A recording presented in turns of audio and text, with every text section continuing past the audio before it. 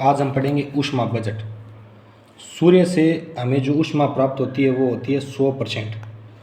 तो इसे 100% में आगे दो भागों में बांटते हैं हम। तो पहला है 35 इकाइयाँ परावर्तन के द्वारा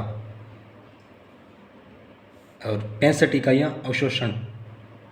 तो 35 इकाइयों परावर्तन के द्वारा वापस चली जाती है।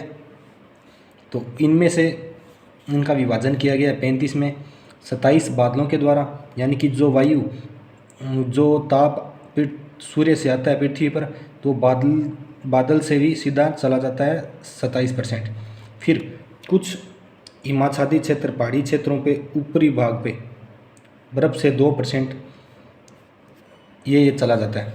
फिर 6% वायुमंडलीय प्रकीर्णन के द्वारा, यानी कि परावर्तन के द्वारा 35% चला जाता है। जो आता है वापस जाना वो होता है परावर्तन।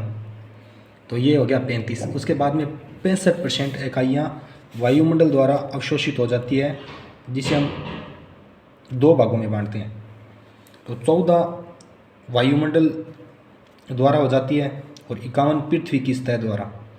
तो ये तो 14 वायुमंडल से अंतरिक्ष में चली जाती है सीधी, और उसके बाद में 14 आती है, 14 वायुमंडल के द्वारा हो जाती है। उसके बाद में 51 है ना, ये पृथ्वी पर आती है। तो 51 को हम आगे 3 भाग में बांटते हैं, 2 भाग में बांटते हैं। जैसे 17, 34, 51। तो यानी कि इसके 51 के टुकड़े करने आपको 3, 17, 34, 51। 34 यहाँ पे और 17 तो अंतरिक्ष में निष्कासित हो जाती है, और फिर बचती है पीछे 34 को डिवाइड करना अब।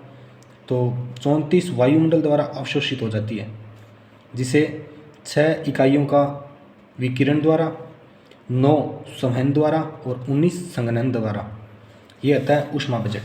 यानी कि सूर्य से 100% आई, जिसे दो भागों में बांटते हैं, 35 और 65। 35 27 बादलों के द्वारा, 2 हिमाच्छादित के द्वारा, 6 वायुमंडलीय प्रकीर्णन के द्वारा। ये हो गया कुल 35। फिर 65 में से 2 भाग में बांटना है। 14 तो वायुमंडल द्वारा वापस चली जाती है और 51 पृथ्वी की सतह पे आती है। तो 51 को आगे हम 2 भाग में बांटते हैं। तो 51 में से 17 अंतरिक्ष में वापस चली जाती है, या फिर 34 रहती है, ये वायुमंडल में अवशोषण होती है।